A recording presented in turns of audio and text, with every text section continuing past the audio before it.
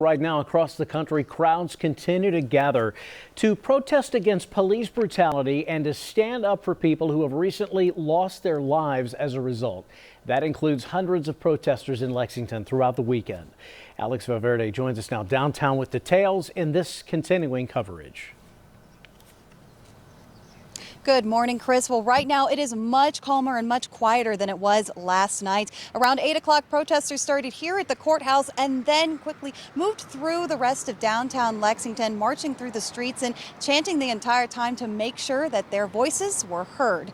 Now, the group marched down Main Street and Broadway to Vine Street. Many of the protesters held signs with messages like Black Lives Matter, no justice, no peace, and silence is complicity.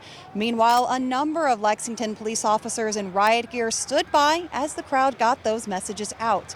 And while we're not aware of any reports of violence, tensions were definitely high between the group and police and among protesters themselves. Several protesters lined up at police headquarters and tried to provoke officers, but no force was used. Many in the crowd worked to keep things peaceful.